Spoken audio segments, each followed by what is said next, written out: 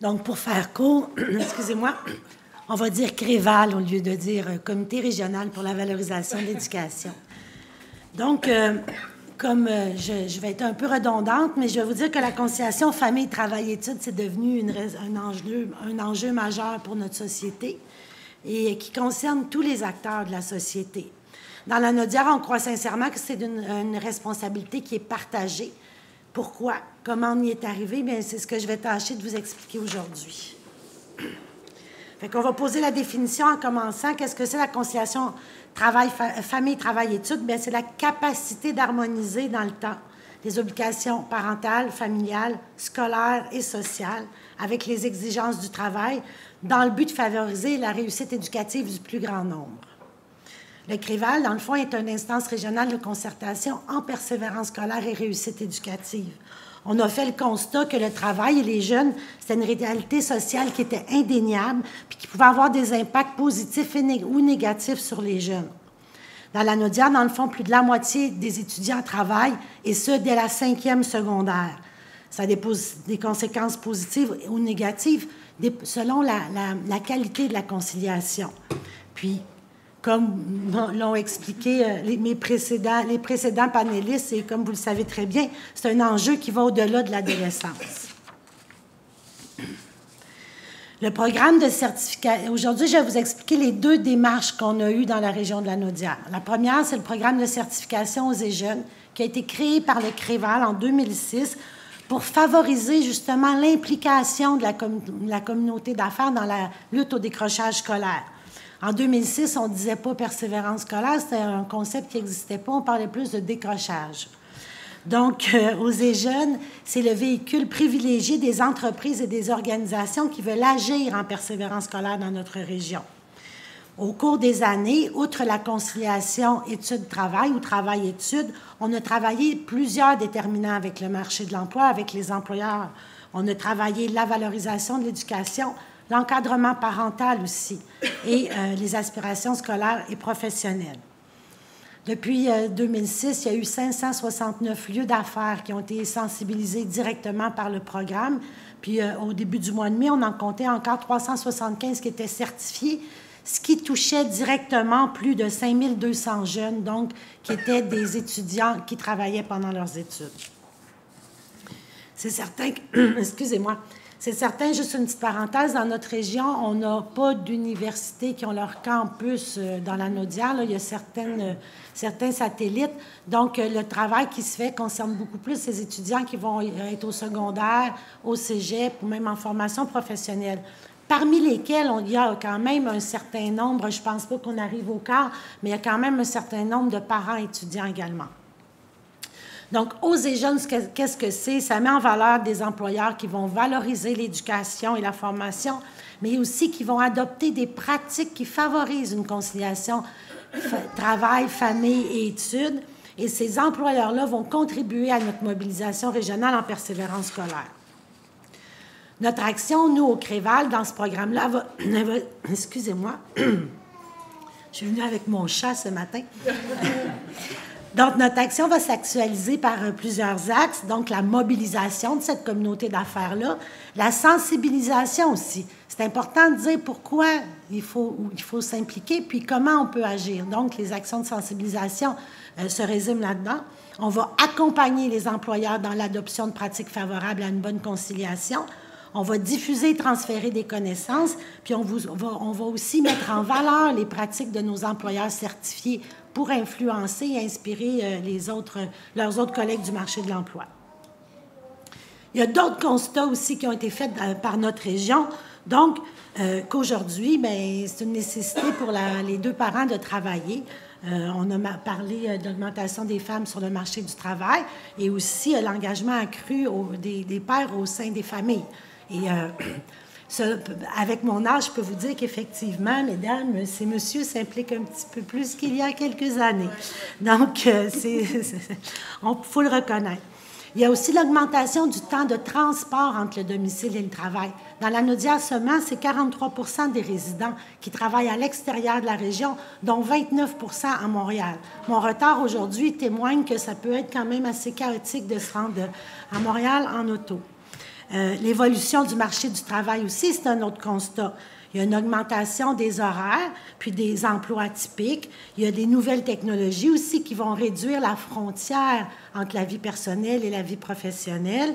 Et il y a le retour aux études de plusieurs personnes qui auraient décroché au secondaire ou au collégial, et même d'adultes qui travaillent, qui vont retourner aux études pour poursuivre leur formation.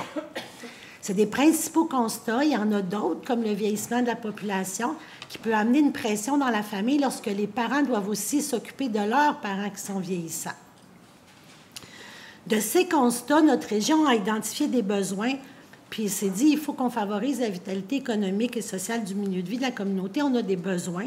Donc, l'identification de ces besoins a amené à la création d'un comité régional, donc la deuxième démarche dont je vais vous parler, qui a interpellé le milieu pour mettre en place des actions communes en conciliation, famille, travail et études.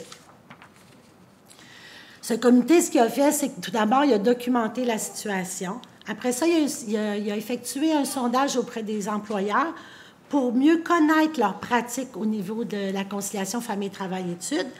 Ils ont aussi publié de cette documentation-là et de ce sondage-là, ils ont publié un guide destiné exclusivement aux villes et municipalités et ils ont développé un projet pilote avec une entreprise ciblée.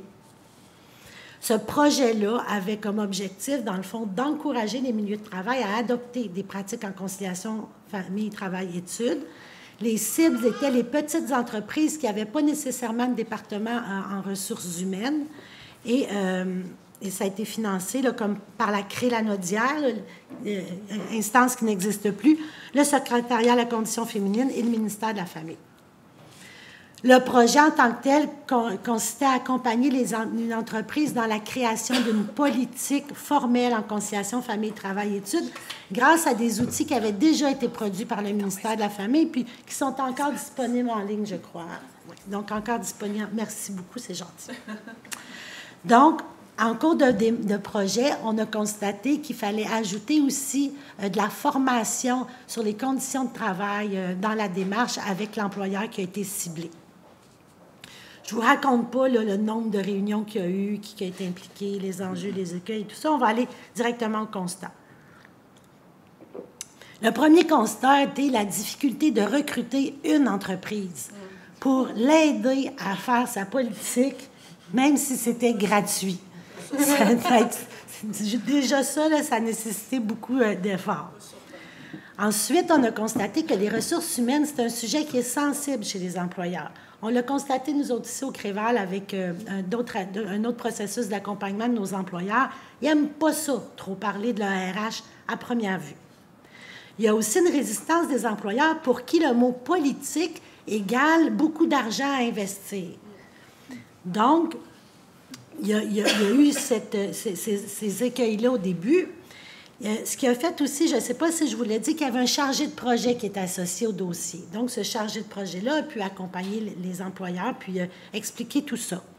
On a constaté aussi qu'il fallait adapter les outils du ministère aux besoins du terrain.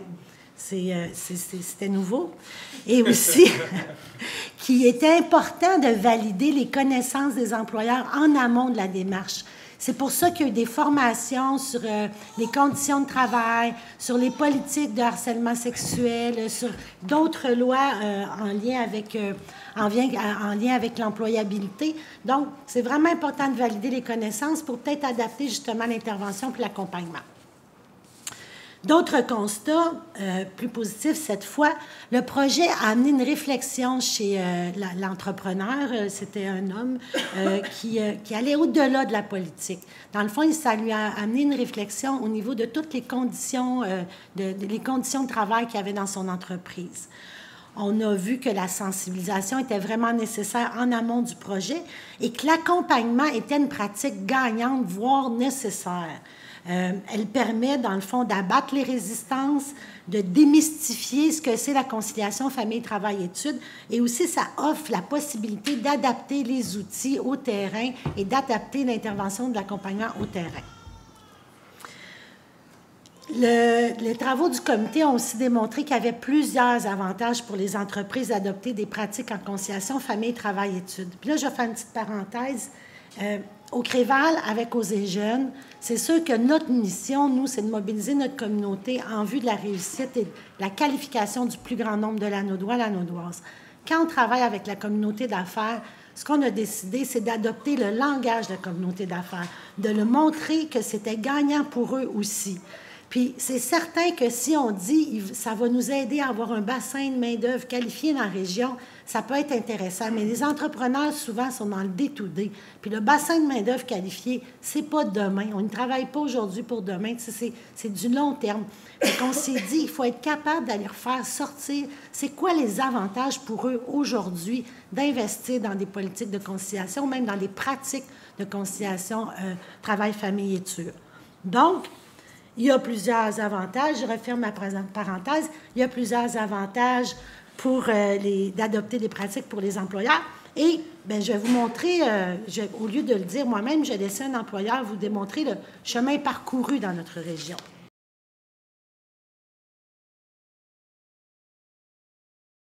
Il y a beaucoup de pratiques dans les rôtisseries Béni et Co de la Naudière, autant au niveau pour la conciliation de la famille avec le travail qu'au niveau des études.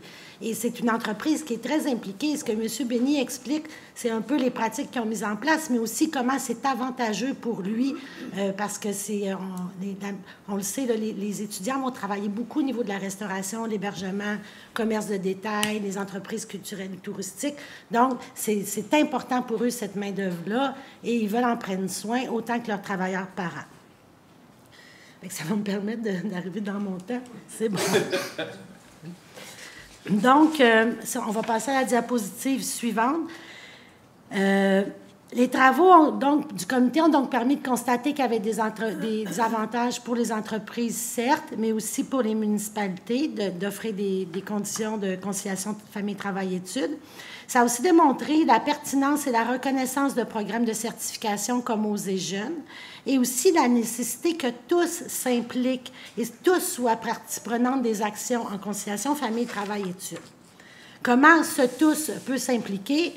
Donc, au niveau des entreprises, comme leader, un peu ce que M. Béni a fait en affirmant leur ouverture envers les familles, envers la formation, en influençant leur milieu, en participant à des exercices de vidéo comme cela et en innovant quant aux mesures qui sont mises en place dans leurs organisations pour mieux adapter leurs pratiques aux réalités de leurs travailleurs, aux réalités de l'organisation. L'employeur peut soutenir aussi son personnel en favorisant un meilleur équilibre entre la vie personnelle et la vie professionnelle. Peut aussi, en créant de nouvelles mesures qui vont répondre aux besoins du personnel. On parle d'horaires plus flexibles, de semaines de travail comprimées, de congés pour les études, de télétravail ou d'aide pour les frais de garde. On a même des supermarchés dans notre région quand les étudiants doivent cesser leur emploi pour les études parce qu'ils ont des stages ou doivent aller à l'université, habiter Montréal, donc la semaine, ils ne perdent pas d'ancienneté. Donc, dans leur politique ressources humaines, il y a une convention spéciale au niveau des étudiants.